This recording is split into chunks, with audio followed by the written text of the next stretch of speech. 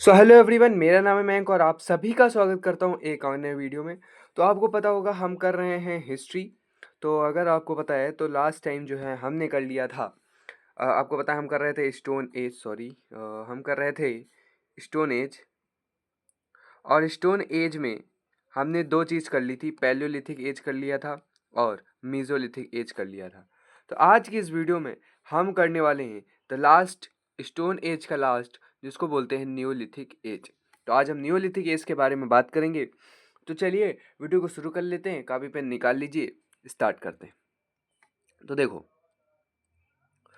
सबसे पहले neolithic age का सबसे पहले हम देखेंगे उसका टाइम पीरियड क्या होता है। आ जाओ।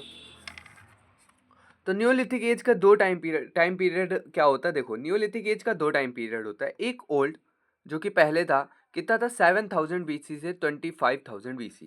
चलो एक बार हल्का सा हम लोग क्या करते हैं, रिकैप करते हैं जो हमने पढ़ा था। हमने पैलियोलिथिक एज का टाइम पीरियड क्या पढ़ा था।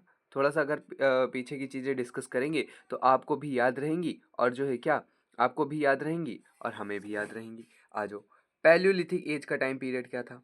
Paleolithic as.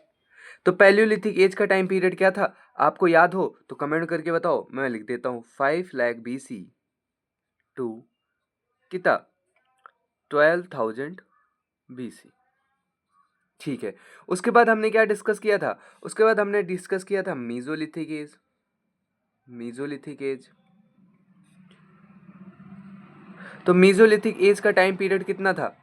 Mesolithic as का टाइम पीरियड कितना था, 12,000 BC टू 7,000 BC। ठीक है, ये हमारा मेसोलिथिक का टाइम पीरियड था।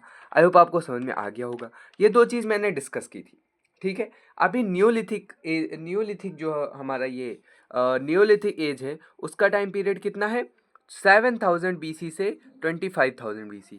अगर आपको कहीं 8,000 BC भी दिख रहा है तो वो भी सही है, और अगर कहीं 9,000 भी दिख रहा है तो वो भी सही ही माना जाएगा। समझ गए। चलिए आगे बढ़ते हैं, आगे बात करते हैं। अब हम बात कर लेते हैं, कि यहाँ पर होता क्या है। देखो मैं आपको बताऊं, ठीक है। देखो मेरी बात सुनो, यहाँ पर क्या होता है। देखो, जो हमारा, जो हम लोगों ने जो पैलियोलिथिक एज किया, तो हमें पता था ह्यूमन का डेवलपमेंट कम हुआ। ह्यूमन ने क्या किया, आग की खोज की, बस। उसके बाद जो हमारा म्यूजोलिथिक एज आया, वहाँ पर हमने देखा कि क्या किया इन्होंने, एनिमल हस्बेंड्री की शुरुआत कर दी। वहाँ पर लोग जो है परमानेंट रेसिडेंट बनाकर रहने लगे। अब जब परमानेंट रेसिडेंट बना लिया इन्होंने, तो अब क्या करेंगे, अब वो स्टार्ट करेंगे खेती। अब क्या स्टार्ट करेंगे, वो स्टार्ट करेंगे एग्रीकल्चर।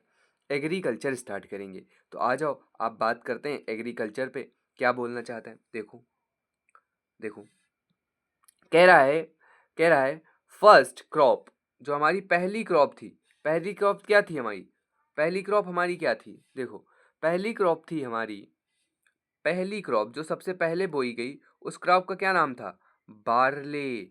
बार्ले और गेहूं। देखो दोनों हैं।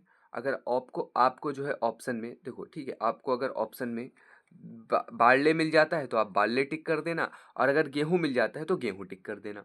अब सवाल आता है कि सर भैया बार्ले और गेहूं अगर दोनों एक साथ आ जाते हैं तो आपको क्या टिक करना है, पहले बार्ले को ही प्रेफरेंस देना है, जौ को ही प्रेफरेंस देना है, गेहूं को बाद में देना है। तो अगर पूछा जाए स्टार्टिंग एग्रीकल्चर का स्टार्ट हो गया था न्योलिथिक एज में, तो हमको ये बता दो आप लोगों ने पहली क्रॉप कौन सी डिस्कवर की थी, तो उसका आंसर क्या हो जाएगा भैया, बार्ले या फिर जौ, गेहूं। ठीक है। अब देखो, आप पूछते हैं कि oldest evidence of agriculture, agriculture सबसे पहले कहाँ शुरू हुई थी, कब, न्यूलिथिक एज के टाइम पर। ऐसी कौन सी जगह थी जहाँ हमारी जो है एग्रीकल्चर शुरू हुई थी। तो लहुरा देव नामक एक प्लेस है। ठीक है, लहुरा देव एक प्लेस है, कहाँ पर, आज के संत कबीर नगर यूपी में। यूपी में आज के संत कबीर नगर यूपी में एक प्लेस है लहुरा देव। तो हमको आज से ठीक 8,000 BC में, ठीक है, ये देखो, ये जो हमने टाइम पीरियड अभी आपको बताया नहीं, क्या टाइम पीरियड था, टाइम पीरियड इसका कितना था, इसका टाइम पीरियड था 7000 BC से या फिर 8000 BC से 25,000 था। तो क्या होता है यहाँ पे 8000 BC में हमको यहाँ पर सबसे पहले लहुरा देव नामक स्थान पे हमको क्या मिलती है, वीट, बार्ले और राइस के जो है क्या एविडेंसेस मिलते हैं। यानी कि सबसे पहले कहाँ पर फसल बोई गई होगी, लहुरा देव में। समझ गए इस बात का क्या मतलब है। तो सबसे पहले फसल कहाँ बोई गई होगी, लहुरा देव में। चलो आगे बढ़ते हैं। अब बात करते हैं दूसरे नंबर पर फसल कहाँ बोई गई थी, तो मेहरगढ़ में। देखो आप लोगों को अगर मेहरगढ़ मिल रहा है और लहुरा देव एग्जाम्पल में अगर ऑप्शन में नहीं आता है तो आप क्या टिक करोगे, मेहरगढ़। लेकिन अगर लहुरा देव मेहरगढ़ दोनों आते हैं तो आप क्या टिक करोगे, लहुरा देव टिक करोगे। तो मेहरगढ़ कहाँ है, बलूचिस्तान में। बलूचिस्तान आपको पता होगा कहाँ है, हमारे ये बेटे के देश में, पाकिस्तान में, ठीक है। अच्छा, यहाँ पर क्रॉप के एविडेंस कब मिलते हैं, 7000 BC में यहाँ पर क्रॉप बोई जाती है। समझ रहे हो, 1000 साल बाद यहाँ पर जो है क्रॉप बोई जाती है, फसल उगाई जाती है। तो मेहरगढ़ में एविडेंस कब मिलते हैं, क्रॉप के, वीट और बार्ले के। यहाँ पर राइस नहीं होता है, ठीक है, याद रखना मेहरगढ़ में राइस नहीं होता है, ठीक है। अब देखो oldest evidence of rice production, अभी अभी मैंने आपको बताया लहुरा देव यूपी 8000 BC में। यहाँ पर हमको क्या मिलता है, हमको क्या मिलता है, तीनों चीज़। यहाँ पर हमको तीनों चीज़ मिलती है, हमको यहाँ पर वीट भी मिलता है, बार्ले भी मिलता है और राइस भी मिलता है। कोल्डिहुआ एक जगह है यूपी में जहाँ पर 6000 BC में जो है बोई जाती है फसल, कोल्डिहुआ में। तो अगर पूछा जाए कि राइस प्रोडक्शन में सबसे पहले राइस कहाँ पर मिलती है, सबसे पहले राइस का जो है फसल कहाँ बोई जाती है चावल की, तो वो कहाँ पर बोई जाती है, लहुरा देव में। आप कोल्डिहुआ नहीं टिक करेंगे। लेकिन अगर लहुरा देव आता नहीं है ऑप्शन में तो आप क्या टिक करोगे, कोल्डिहुआ। समझ गए, आगे बढ़ते हैं। देखो देखो अब बात करते हैं न्यूलिथिक एज की major sites, major places. Neolithic age में जो इम्पोर्टेंट प्लेसेस थे उनके बारे में हम बात करेंगे कि न्यूलिथिक एज में जो इम्पोर्टेंट प्लेसेस थे वो कौन कौन से थे और कहाँ कहाँ थे, ठीक है। देखो पायसारा, पायसारा मुंगेर बिहार। एक पायसारा नामक जगह थी, पायसारा नामक जगह कहाँ पर है ये, मुंगेर में। मुंगेर कहाँ है, बिहार में। दूसरा है बागोर, राजस्थान। मैंने आपको बताया था, बागोर से रिलेटेड एक बात बताई थी मैंने, अगर आपको याद हो तो कमेंट करके बताओ। बागोर से रिलेटेड मैंने कल एक बात बताई थी आपको, अगर याद है तो आप कमेंट करके बताओ। चलो मैं बता देता हूँ, बागौर में एनिमल हस्बेंड्री की शुरुआत हुई थी। बागौर कहाँ है, राजस्थान में। लागनाज, क्या, लागनाज, या फिर इसको लगनाज भी बोलते हैं, क्या, लगनाज भी बोलते हैं, ठीक है। तो ये इसका एविडेंस गुजरात में है। सराय नगर है, ठीक है, ये नहर, अच्छा ओके, सराय नहर ही है, ठीक है। ये नहार हो गया तो ये काट लेना, ठीक है। सराय नहर, महागढ़ और दमदमा ये कहाँ पर है, यूपी में। आदमगढ़, भीमबेटका, और ये कहाँ है, एमपी में। आदमगढ़ के बारे में भी मैंने आपको बताया था। आदमगढ़ के बारे में क्या बताया था, क्या बताया था आदमगढ़ के बारे में। आदमगढ़ में भी एनिमल हस्बेंड्री मिलती है, ठीक है, याद रखो सारी चीज़ें। चलो आगे बढ़ते हैं। अब बात करते हैं यहाँ के मेजर टूल्स, टूल्स क्या यूज़ होते हैं यहाँ पर। यहाँ पर टूल्स क्या यूज होते हैं, तो यहाँ के जो टूल्स थे वो काफ़ी स्मॉल थे, साइज में बहुत ज़्यादा छोटे थे, ठीक है। क्या यूज होते हैं, बोन्स, हड्डी, वुड की लफ यानी कि हंसिए, हड्डी के, हड्डी और वुड, अच्छा, हड्डी और लकड़ी की जो है हंसिए यहाँ पर मिलती हैं, लफ, हंसिए। अगर आप गांव से हैं तो आपको पता होगा हंसिया से जो हम लोग चरी वगैरह वगैरह काटते हैं। सॉज मतलब आरी मिलती है, काहे की, बोन्स और वुड की। 9 चंद्राकार ब्लेड्स मिलती हैं, 9 तरीके से, ऐसे करके ऐसे करके ऐसे करके 9 चंद्राकार ब्लेड मिलती हैं, ठीक है, ऐसे करके 9 चंद्राकार ब्लेड मिलती हैं ऐसे करके, ठीक है। त्रिकोण क्रोड मिलता है, क्रोड, यहाँ पर त्रिकोण क्रोड मिलता है। चलिए आगे बढ़ते हैं। अब बात कर लेते हैं यहाँ की स्पेशलिटी क्या है थी, मेसोलिथिक एज की विशेषता क्या थी। तो यहाँ पर क्या होता था, यहाँ पर पत्थरों को घिसकर औजार बनाया जाता था। क्या बनाया जाता था, पत्थरों को घिसकर औजार बनाया जाता था। मिट्टी के बने बर्तनों का प्रयोग किया जाता था। बताएंगे अभी मिट्टी के कौन कौन से बर्तन हुआ करते थे।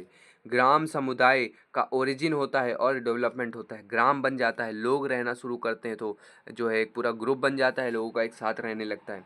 यहाँ के घर कैसे थे, आयताकार थे, कुछ सर्कुलर भी थे।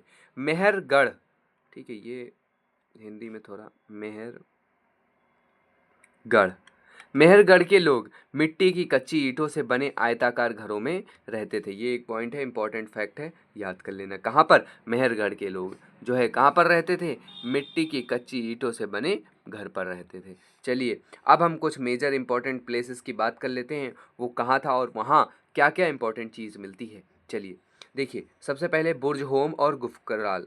बुर्ज होम और गुफकराल ये कहाँ पे मिलता है? कश्मीर में। यहाँ पर क्या होता था? लोग पिट हाउस में रहते थे। पिट हाउस मतलब गड्ढे में रहते थे। कहाँ पर? गड्ढे में। गड्ढे में अपना घर बना के रहते थे। यहाँ पर क्या मिलते हैं? हड्डियों के टूल्स मिलते हैं, हड्डियों के औजार मिलते हैं। और यहाँ पर ये सबसे इम्पॉर्टेंट चीज़ है, यहाँ पर सबसे इम्पॉर्टेंट चीज़ क्या है? यही यही है कि यहाँ पर जो है मालिकों को उनके कुत्तों के साथ दफन किया जाता था। जैसे मैं कुत्ता पाल लूँ और मैं अगर टपक जाऊँ तो मेरे को मेरे कुत्ते के साथ जो है दफन किया जाएगा। ठीक है।